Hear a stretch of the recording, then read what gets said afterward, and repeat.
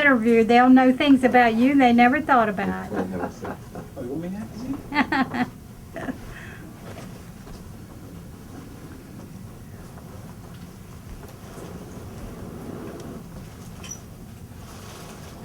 You tell me when. Whenever you're ready, go ahead. Okay, all right. So, Gladys, you know who we are and what we do. We have a Yes, nonprofit, and yeah. that means we basically work from donations and small grants and so forth. Our goal in the overall project is to do a project in West Virginia that is done. And she lived in New York, and she worked in the defense plant up there. Now, tell me, what was your name at birth? My name was Gladys Dunkley, Dunkley. And what was your maiden name? Your middle name? Missouri, like the state of Missouri. Oh, Missouri. Oh, really? Look at that, praise God. Oh, really? And where were you born? I was born in Everton, West Virginia. Spell it for me. Elberton, Okay. 1922, December the 29th, 1922. The last of the year, huh? Last of the year. Yeah. Really. Now, tell me a little bit about your childhood. How many children were there and all of that? When my mother died, it was 7 of us. And my mother died in 1932. I was 9 years old. Oh, really? And my father died 4 years before that. Really? So then what happened? And my mother's sister and her husband raised the last, let's see, Nancy, Gertrude, the 4 of us, the 4 sisters. And then the boys went someplace else? The or- boys were grown, I see. and my oldest sister was married. Good heavens. And we went to live at Hawk's Nest. You hear the Hawk's Nest? Oh, yeah. And the tunnel that they built. Uh-huh. Well, I was a little girl there when they were building that tunnel. Is that right? How about? Well, now, what made you decide to go work in the defense plant? Well, when I graduated from high school, it wasn't anything. I went to college for by 1 semester downstate, and then I decided. We had this teacher friend. She was a teacher up in Fayette County. Her name was Gladys Reese. Mm-hmm. And she took high school graduate. She was going to Detroit every summer, and she worked in the plant out there when school was out. So all the kids that wanted to go, when we graduated from high school, she took us up there for the summer. Really? And some of them, in the year that she took me, I was the only one that had graduated from high school. So I was the only one that stayed up there, and the rest of them came back to West Virginia to go to school. So you graduated, what was the high school name? Simmons High School. Can you spell it? Simmons? Simmons. Simmons. Was in Montgomery, West Virginia. Uh-huh. Well, now, tell me about the plant. How did they hire you? What do you remember from the Well, first- you could only get hired if you were 18. And, of course, my friend, Miss Adlai Robinson, took me there because she was coming back for school because she taught school. So she decided to get me a job in the plant because she worked in the plant every summer. And so she took me there to get a job, but at first they wouldn't hire me because they said I didn't look like I was 18. And then I had to send back and get my birth certificate to prove that I was 18 before they hired me. And of course it came back that I was 18 and they hired me. And I worked there from 1943 until the plant closed. I think it was in 46 when the war was over. Mm-hmm. So you worked till after the war? And after the war, then they closed up the plant, and of course everybody else had to go, we didn't have any jobs in the plant anymore. So the end of the war was the end of the job. The end of the war was the end of the jobs because this Excellos, that was the name of the plant that I worked in. EXCE. EXCELLO. It was a defense plant that they opened up during the war to make parts. And they had you send back for your birth certificate. Yes, and my sister sent it, and that's when they hired me to work in the plant. And I worked there until they closed up. They closed after the war because, see, this part of this plant was only to build parts for the war while the war was going on. Well, now, what kind of parts did you make? I can't think now. I know after the war they told us some of the parts that we made went into the atomic bomb after the war was over. And they closed up because before then everything was a secret. You just worked on a plan, and when they brought in the things for you to work on the machines, all you did was did it, and then they would take it back, and they had people that inspected. And if whatever you did, if you did a correct job with using your machine to correct the parts, then those parts were passed on, and they went out of the plant to wherever they were, building these other parts. Well, now, were they metal parts? I still don't know exactly what you did. Tell me, describe your job as much as you can. I worked on a machine, and they would, just like if you have parts and you gonna grind them down. And you put these, and they had a thing on there where you would put these parts that you were taking care of, and you grind them down so far. And then you would put them over in another part that they brought in, a container. And like I said, if as you were grinding them down, on the machine, if you did a good job and they passed the inspection, then they went on to wherever they were going to send them out to. And you never were told whether... We never were told all that we did. Nobody in this plant were ever told for what they were doing or what we were doing. We just knew we was working for the government. And the metal was, what was it, steel or stainless? It was steel. Not stainless steel. No, not stainless steel. Steel. So it was dark. It was dark in color.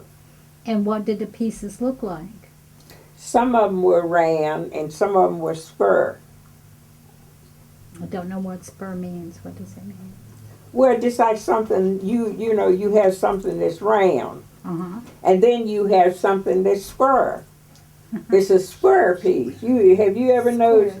Square like this? Yeah, spur piece. Square. Oh, okay. Got it. Oh, really? Honestly. Did they have a hole in the middle? No? Some of them had holes in the middle of them.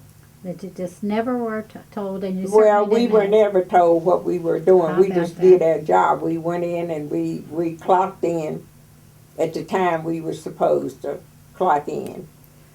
And you went on to everybody went on to, they give you a little speech, and everybody went to their machines and worked.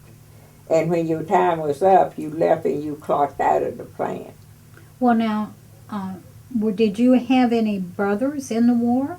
Did you My have- brother was in the war. That's why I went to work in the plant. And which brother was that? That was my middle brother. My Uncle Tommy. Your Uncle Tommy. He was in the war. And where was he stationed? He was stationed over in Italy. Was he? Mm-hmm. Did he see combat? Yes, he did. And did he come back safely? He came back safely, but he wasn't, what you say, if you're going through a war and they bombing all around you, you wouldn't say you came back safely, but you really wasn't like you were when you went. No. That was his point. He went, but he wasn't, like he said, bombs was dropping all around him. And he never thought he would make it back home, but thank God he did. But he was sick the whole time, and then he was in the Veterans Hospital. in New York, and he finally passed. How old was he when he died? He was 60. Really? He had turned 60 when he came back. Well, but now, did but you? we think he was shell-shocked, too. Yeah, for sure. Did you communicate with him while he was in the military? Yes, You we did. wrote to each other. And you got the letters back? Sometimes they came, we got answers back, and then sometimes we didn't. What about Nancy? Now, how did she decide to go to New York? Well, Nancy went to, we had relatives in New York, and by our parents' passing, some of them, before my brother went to the service, he wanted them to come to New York, and he got them jobs, and her and my other sister went to New York, and my baby sister and I stayed in West Virginia. We stayed in Hawksness until we graduated from high school. And what did Nancy do in New York? Nancy worked in the defense plant. Do you She did some the similar things that I did. She worked on the machine, but she didn't tell me what what they at the end what it was. Like I said, the Excellos plant where I worked was really a plant that did government work for the war. So naturally, when the war was over, when they was telling us the plant was so closed down, since the war was over, they did tell us that the parts that we made that went to the atomic bomb. Incredible. Well, now, tell me about rationing. What was rationed through the war? Rations were that you got a thing for one pair of shoes. Food was rationed, and clothing were rationed. But thank God I lived in Detroit. Canada was right across. We could go to Canada, and went to Canada, and we could buy groceries, we could buy shoes, we could buy anything, and we didn't need no stamps. Do you remember how much you made? What your salary was? I think we made about $12 and something an hour. I believe that's what it was. Have her talk a little more about Canada because I switch batteries. Okay. Tell me a little bit more about Canada. How would you get there? We was rode the bus, or we went to Really? Toronto. And, See, it's right just across the bridge from Detroit. and So it don't take you no more than about 30 minutes or 45 minutes when you ride a bus. You catch it in Detroit and go to Canada. And like I said, everything over in Canada, you didn't need no stamps, no food stamps, no stamps to buy shoes, no stamps for anything to buy cigarettes. But you had to have stamps in the United States. So I didn't do any of those things. So what I did, I would go to Canada, and if I wanted a pair of shoes, I would buy them over there. And then my shoe stamps, I would send them to my sister, which lived in Fayetteville, and send her the cigarette stamps. She smoked, and I didn't. And that's why you're 90 years old, I too, did right? so, and I didn't drink either. So I guess my friends, when we would go out and leave the plant, and we would go out in the morning and have breakfast and everything, they used to laugh at me. They say, "You strictly from the country." Strictly. So now, tell me about what you wore. Did you wear overalls or what? We wore pants and tops, any kind of top, I would say I call them slacks. But that's what you wore. Did you make them or buy them? No, you bought them. You bought them. And like I said, in anything that, that we had to have, we were in clothesline or anything that we had to buy, it was a group of us when we left the plant back in the morning. We got off at 8 o'clock. If you worked at night from 12 to 8, you got off at 8 in the morning.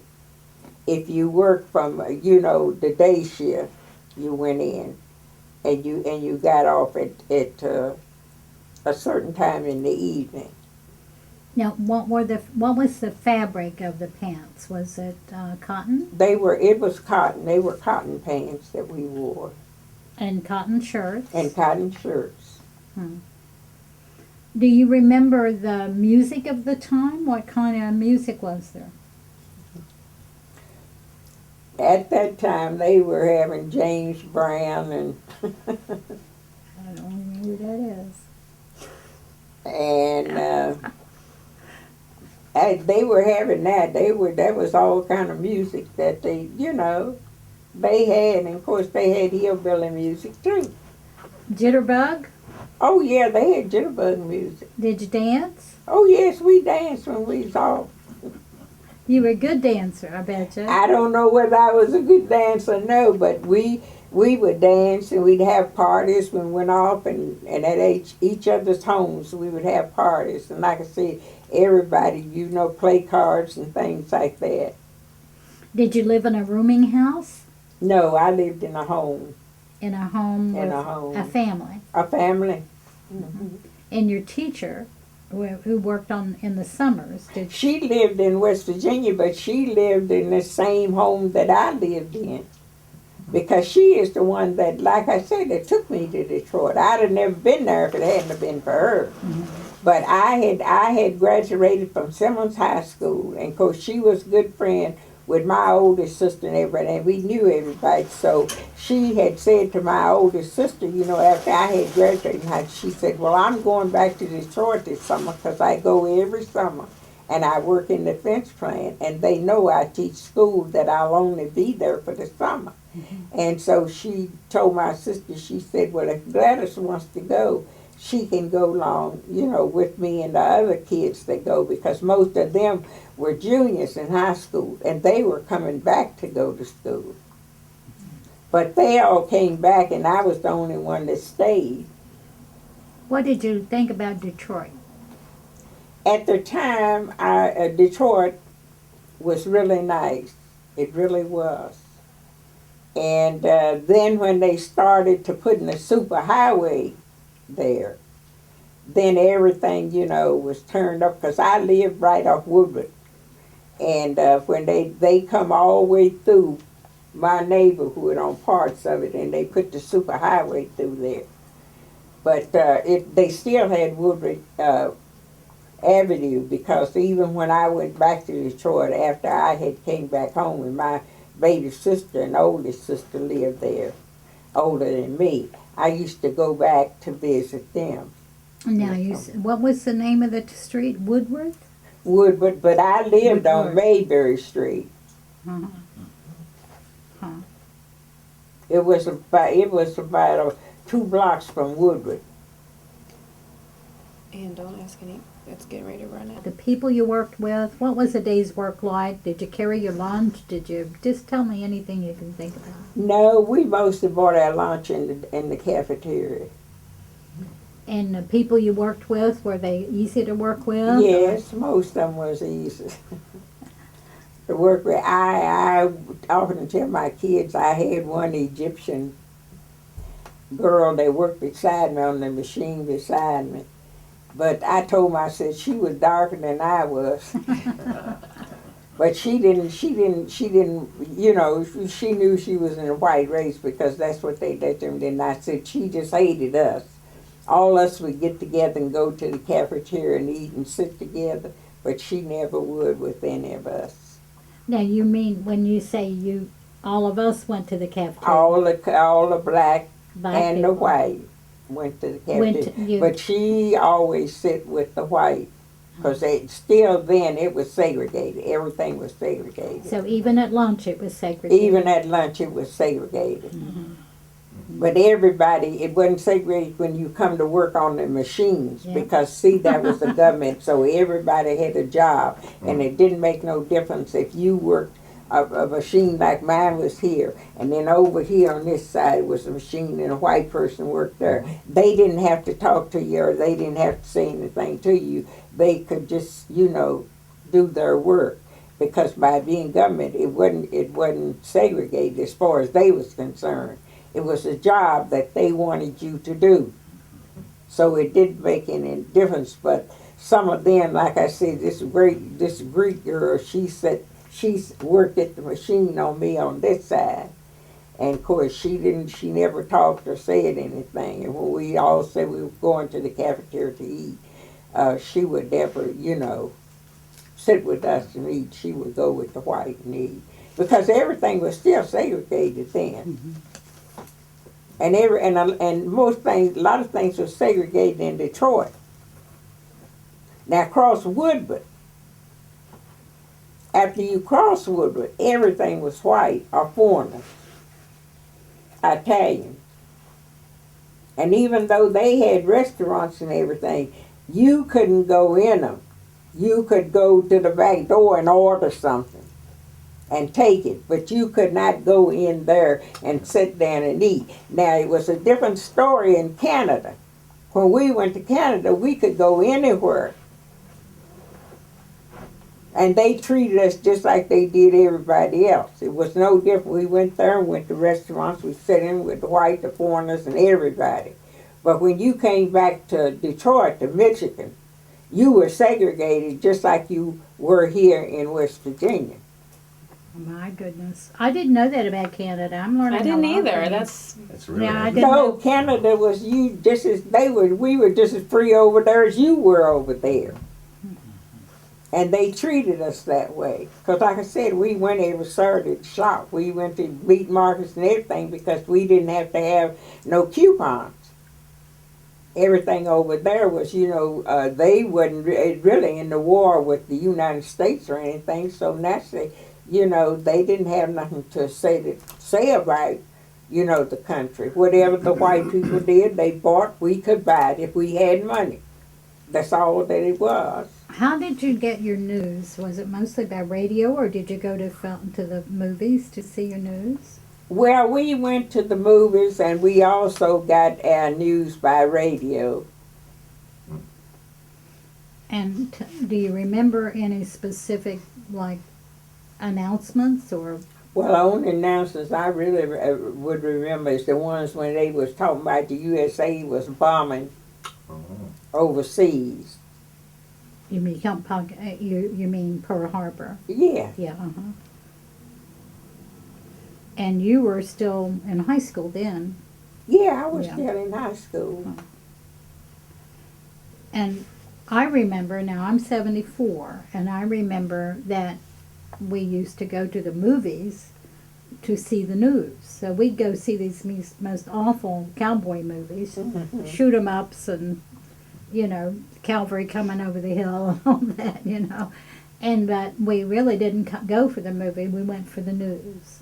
And the newsreels were very, very Well, real. we really went, but like I said, when I was young and I was living in Troy, we really went to the movies to see the movies, not to get no, because you could be in Detroit, you could get the news off the radio or anything, like that. Now, there was a riot in Flint, Michigan through the war. Do you know anything about that? No, I don't know. Don't I know wasn't that. in that. There's a woman in Dunbar, West Virginia. The Mhm. first interview I did, her name is Garnet. And she went to, oh my goodness, I'll think of it in a minute, but it's essentially a suburb of Detroit. Mhm. And while she was there, there were There riots. was a riots. riot. Yeah. And she was very frightened by that. But you never heard anything about No. the riots through that time. Because like I said, I lived in Detroit, and the only place that I went other than Detroit was to Canada. Mhm. How And did you get to work every day? Did you ride a bus? I rode the bus every day. And Because this plant was in Hamtramck. I can't spell it now. That was, over in, it was over down from Ford Motor Company, where they made, cars and things. yeah, and the woman that I was telling you about worked in Willow Run, Hmm. and they made airplanes. Yeah, they made airplanes in Willow Run. Yeah. Now, do you remember the last day of the war? What happened on VJ Day? everybody was screaming and hollering and jumping up and down and thinking about if they had brothers or sisters, was they coming home. Thank God my brother did, but he was never, after being in that, like he told us after he got home, that bums used to drop all around him and he just thought he wasn't going to make it. Right. But like I told him, God had his hands on him. That's why he made it. But he was, you met my husband, and we got married in 1950. So you got rid of your appendix and you got a husband. And I got a husband. Was it a good trade? It was a good trade. Well, I was, my sisters were working there, and I came down here after I got out of the hospital, and I met him. And I was getting ready to go back to Detroit because I was really going back. And he asked me what would I like to do in order to keep him going back to this. And I told him I loved being in a restaurant business. Uh-huh. So he went out and got me the restaurant Is that business. right?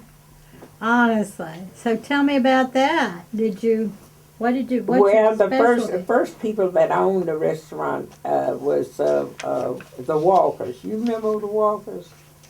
Yes. Florence's father and Yes. him. And Hobart. Hobart was the first one. He had the restaurant at the VFW.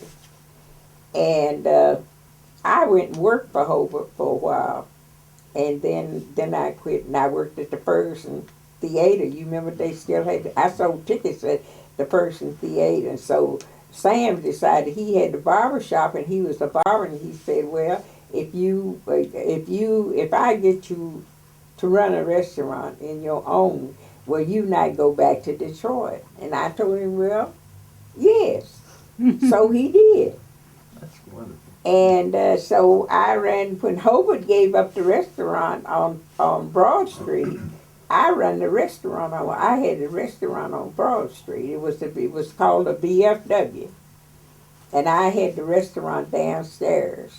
And Phil Wilson had the bar upstairs. And they always had meetings Friday. So then Phil decided he wanted to retire from it. So they asked my husband, would he take the upstairs, which I had the downstairs with the restaurant.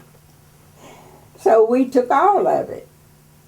Now, did you say VFW or VFW. like Veterans of Foreign War? Veterans of Foreign Okay. War. That's where we had the restaurant, was in the Veterans of Foreign War. And what did he do upstairs? I'm so confused about Who, my husband? Uh-huh. He run it upstairs. He hired the people. He was over the people that worked upstairs.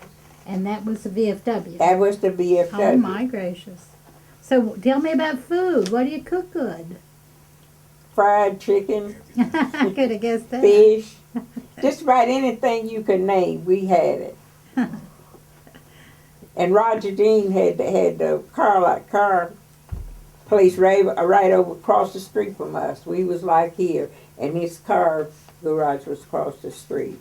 At that time, Broad Street was really blooming, and the Ferguson Hotel was still there. My husband had a barber shop there, because he had it for 50 years before he died. And then the hotel caught on fire.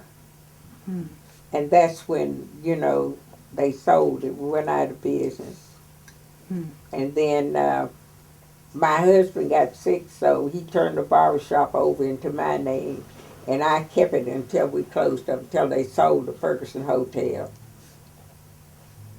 And I don't remember the Ferguson Hotel. I'm not You from don't? Charleston. No. Well, the Ferguson Hotel was for many years, like I said, we had all this segregation in West Virginia. Mm-hmm. It was the only hotel that the Blackstone, Cap Ferguson owned the Ferguson Hotel. He built it on Sewsbury and Washington Street.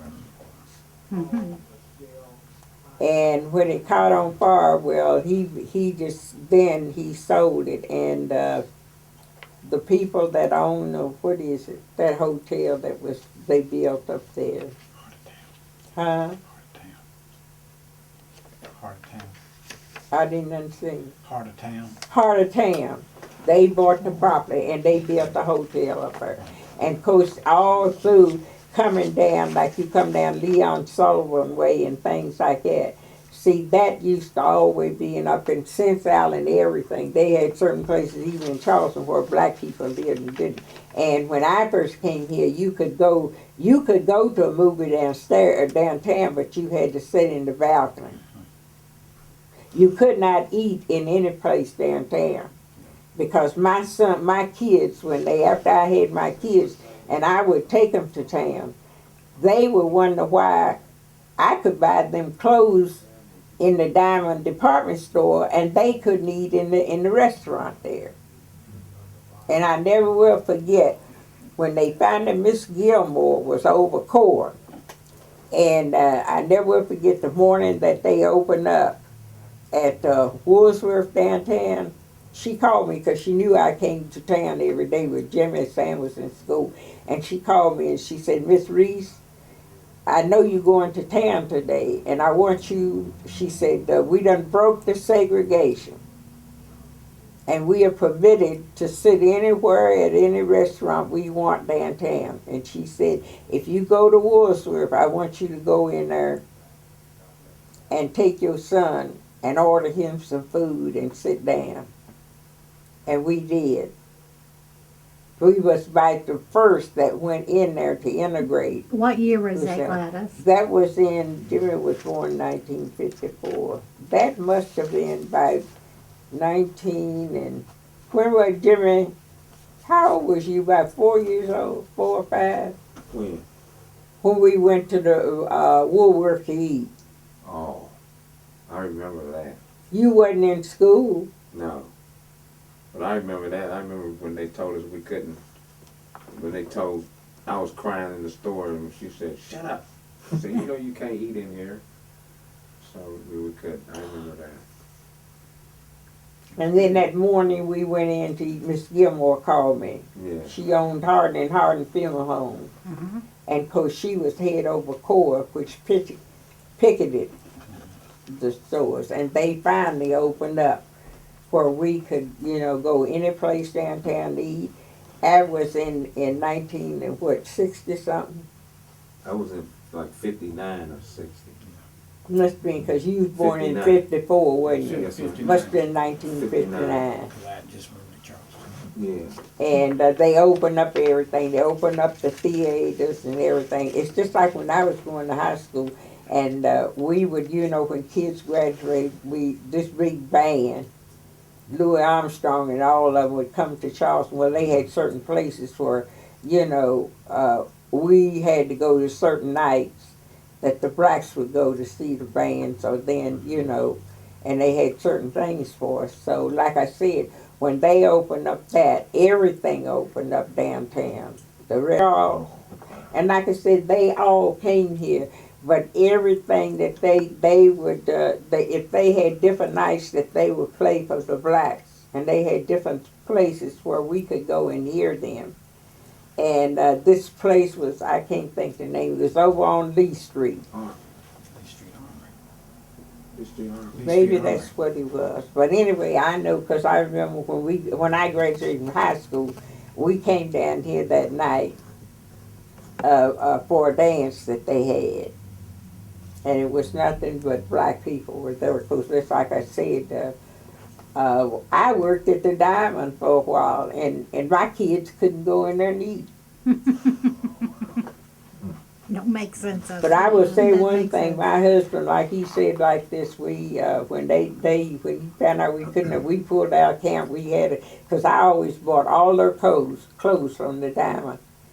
But because they wouldn't permit us to eat in there or anything, we said, why spend our money there? Mm. And we closed our camp. We never bought another thing there to nobody that segregated against us. But like I said, I've been through it.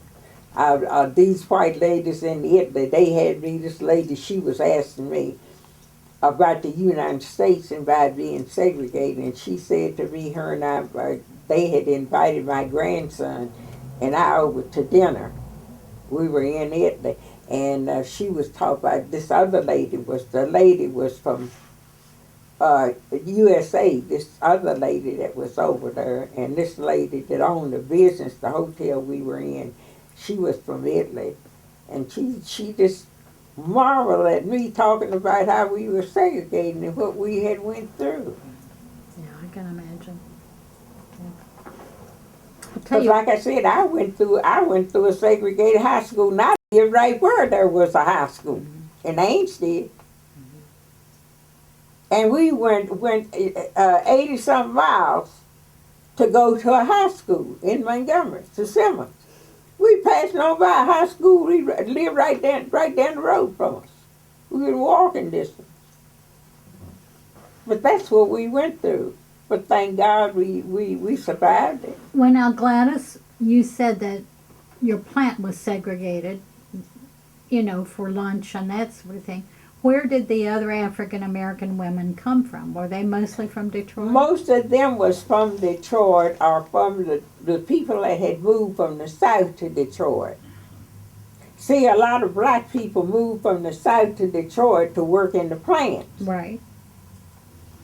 So that's where they came from. So there was a good population It was a good population. to draw from. And to my knowing, I'm the only black that was from West Virginia that worked there. Everybody else was from down in Georgia, Florida, all Arkansas, all the other states. So from all over they came. They were from all over. Really?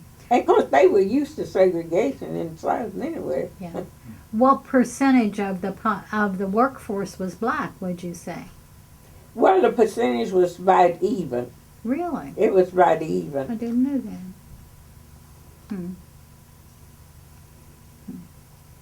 Now, on VJ Day, your job was over. Yes, it They was did. over. Did they announce it on a PA system or Yeah, something? they announced it on the PA system. What'd they say? They just said that the war was over and that they was closing the plant down. Goodbye. Honestly. So what did you do immediately? Did you stay for a couple of years or what? I stayed for a couple of years. I worked in an Italian restaurant. Uh-huh. Really? But like I said, I worked there and it was segregated. Other than I was one of their head cooks. Because they didn't care nothing about you, what color you were, you know, if they hired you and you were a good worker and you showed up every day. That's all they really cared about. They didn't care about anything else. But like I said, if this was the point about it, no blacks could eat in there. They hired you to work in their kitchen, but no blacks could come in there. They could come to the back door and order something to eat. Really? I want you to tell me about how that experience, what did that experience teach you about yourself or about life or whatever? Well, it taught me one thing: I had to be strong.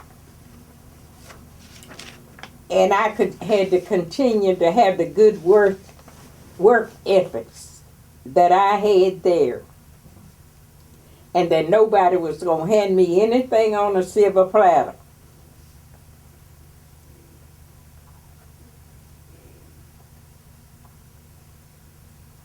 And what did it teach you that you taught your children, do you think? I taught my children, first thing, to be honest, to serve God. God was the first.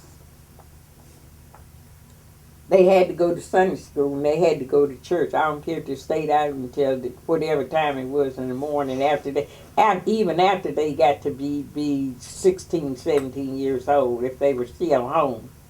They had to go by my husband and I ruled. We taught them to be honest. We taught them to work. We taught them to love people. And no matter what race or nationality you were, if you were a good person, that's all that mattered. You judge people for who they are and how they act and how they treat you. And thank God, my son, he says all the time, he said, Mama, sometimes you didn't go to church. He said, but one thing I can say, you made Sam and I you get cut, the blood is red. If you black, you get cut, the blood is red. So that's really all that matters. And try to treat your neighbor like you would want to be treated. Do you think you learned some of this from the job? I learned it from the job, and I learned it from traveling. Really?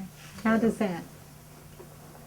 When you travel from one place to other, you meet a lot of people. And when I was younger, and even after my husband died, I did a lot of traveling. And everything is, different. And you have to adjust yourself to whatever there is to come. It's just like I said, I adjust myself to segregation. I knew what it was. But then when they started, Dr. Martin Luther King started with the peace and being like he was being, I went along with that. Because he was right. We had been slaves and had been segregated all their life. And it was time that we come from the bottom to at least part of the top. We still got a long way to go. We still have a long way to go. True. I can say one thing. I went to Italy. I went to Rome. And while I was in Rome, I didn't even know I was black because there was a whole lot of black folks over there too. But you don't even know that you're African American. And everybody treated us so nice. My grandson said, he had me down there and he said, Grandma, he said, these Italians, they really love old people. They do. And he said every time we would come, because we took the wheelchair, I had a wheelchair because I couldn't walk a lot. And every time we come up to any place we were going over in Rome, the people would get out of the way, and then they said, let Mother Reese get up in front. They said, let her get on the train or whatever it is. Because I got to ride one of the fastest trains that I have ever been on Price. I had never seen so many trains in all my life as I seen in Italy, in Rome. Trains is everywhere, and you know one thing, you don't see no fat people over. Only fat folks you see is the people that go over from the United States. Everybody is small because they walk. I never knew people that walk so much, and they have 5-course dinners. So like I told my grandson, I can eat all that stuff.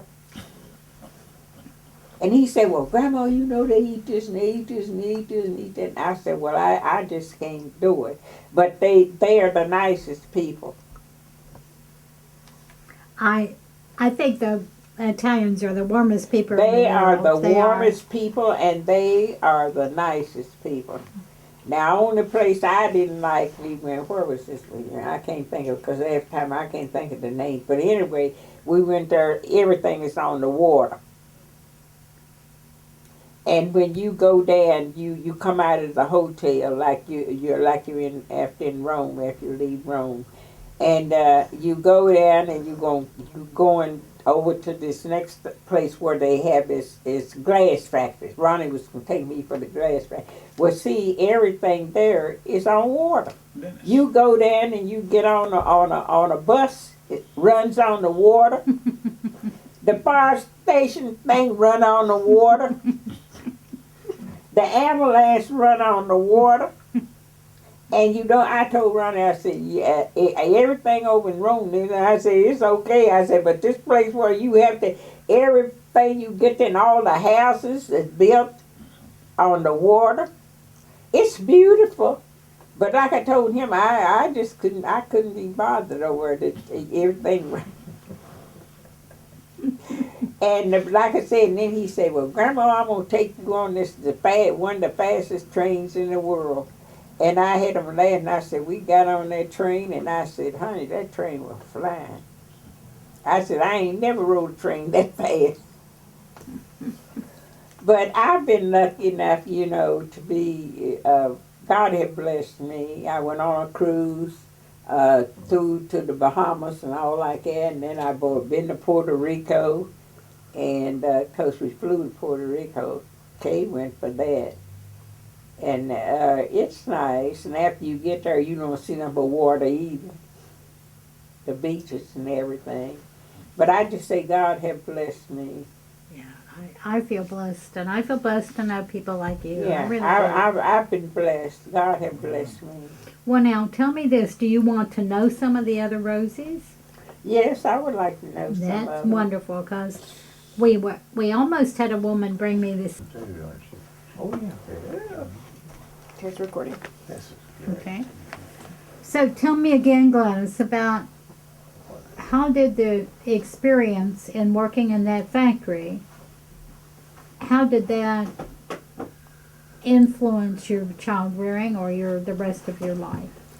Well, I've always, I was raised, and like I said, my mother died when I was 9. Mm-hmm. But my mother's sister reared me and my other 3 sisters. And we, all went to high school. 2 of them went to New York, and my other sister and I stayed, here and went to school. And of course, my baby sister, when she graduated, she went to Detroit also, and she lived in Detroit. She died about 5 or 6 years ago. So she lived in Detroit for about 40 years, her and her husband. And then when she got sick, I persuaded her to come back here because they said she had cancer. And the doctor said they give her from 6 months to a year to live. So I told her husband that I would rather that she came back to West Virginia where I could take care of her, and which I did until she died. And of course, the experience I had in growing up, I really will give it to my aunt, how she brought us up. And she taught us to always love everybody, no matter who they were, what nationality they were, or how they treated you. Because the Bible, it says turn the other cheek. But that was what she brought us. She brought us up in the church, and she brought us up to, be law-abiding citizens. And that's the way I brought my sons up. I brought them up the way that I was brought up. And they haven't disappointed me. Neither have my grandkids. And I say I'm well blessed. well, boss. And do you think that your work had some influence? Well, on I that? think my work had something influence over my kids, Mhm. because they knew even after they were born, I still worked. Mhm. And I worked for the Job Corps. I worked at the Job Corps for almost 18 years after my husband died. So they saw the work ethics in me and in their father. And it instilled in them to work, and they've always worked. Now my oldest son, he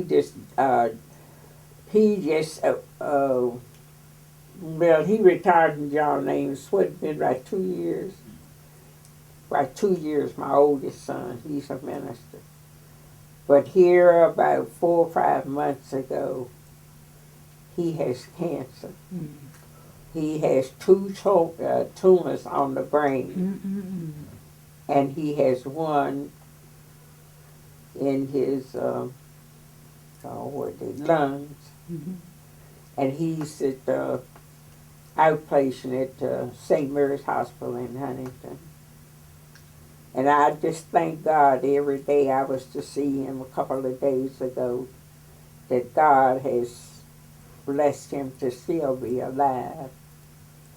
But we never know how long. Like he told me, I was dinner talking to him, and I was telling him, about how he should have faith. And he said, Mama, I have faith and everything. So then he says to me, well, Mama, it's different than your age. I'm 60 and you 90. He said, you talking about don't be worried. He said, I have to worry. I'm just 60. And you 90, you God done bless you to live your life. And I said, well, I guess that's true. But they are good sons, both of them. Jimmy looks after me all the time. And his wife, they bought a home when they got married next door to me. And like I said, I couldn't ask for a better daughter-in-law because I don't classify my daughter-in-laws as daughter-in-laws. I classify them as my daughters. It's good. And the kids that I helped to prepare, to raise and things, they've all made me proud too. They're all the Ronnie and Judy and Danny. Danny a lot of times get on my nerves when he called me from Florida. But they are beautiful sons and daughters.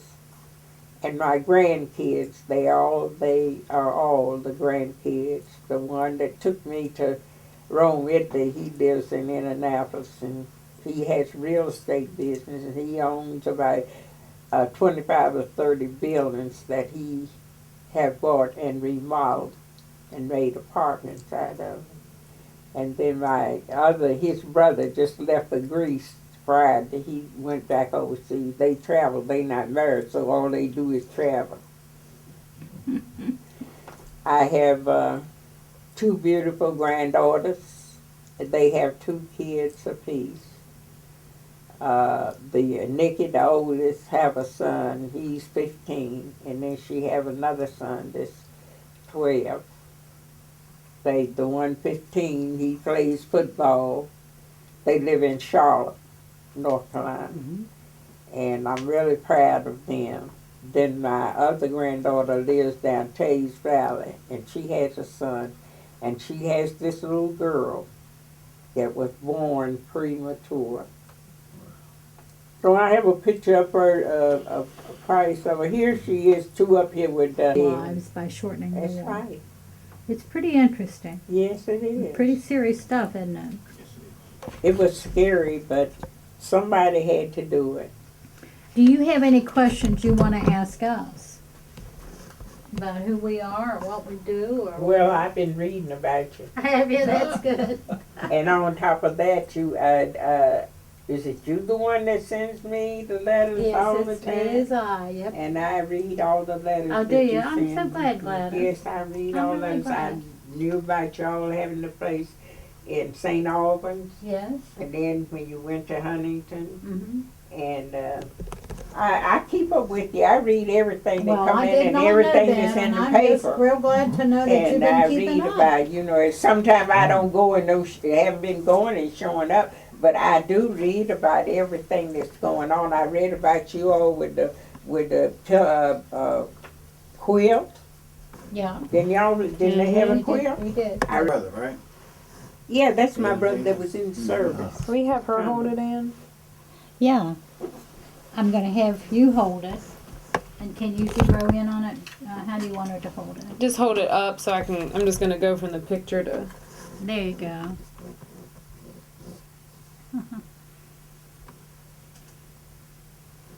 Well, I smile, would say she Gladys. was voluptuous. There's only one word, voluptuous, So whatever now it you see why he means. bought her a restaurant. Oh my goodness, yeah. What do I have to do to keep you from going back to Detroit?